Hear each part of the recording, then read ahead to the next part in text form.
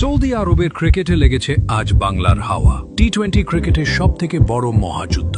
আকর্ষণ তামিম ইকবাল, মাহমুদুল্লাহ রিয়াদ এবং পাকিস্তানের কিংবদন্তি শহীদ আফ্রিদি। তাদের সামনে খেলতে আসছে বাংলাদেশ ও পাকিস্তানের 50 জন তারকা খেলোয়াড়, সাথে 190 জন প্রবাসী ক্রিকেটার।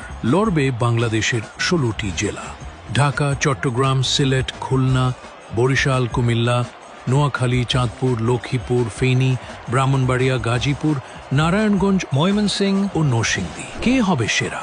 হেলিকপ্টার বাবলু, জিনের বাদশাহ গুলডি, টিজে রনি, পাকিস্তানের তৈমুর মির্জা, উমরি পেসের, ফাহাদ মিয়া, চান্নু সহ 50 জন আইকনিক প্লেয়ার। সাথে আসছে তাসরিফ খান, ফ্রি মোশন ফিরোজ, চান্দা ভাই, রাকিব হাসান সহ দেশের অসংখ্য সেলিব্রিটি। আগামী 12 সেপ্টেম্বর রিয়াদের ধীরাব স্টেডিয়ামে হচ্ছে শুভ উদ্বোধন। 22 দিনে হবে 31টি রোমাঞ্চকর ম্যাচ।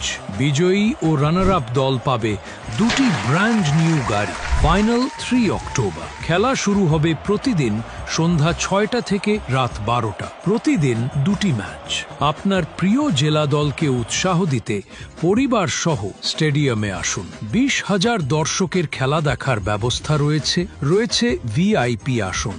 রিয়াদের বিভিন্ন পয়েন্ট থেকে প্রতিদিন চলবে 20টি বাস দর্শকদের স্টেডিয়ামে নিয়ে আসার জন্য।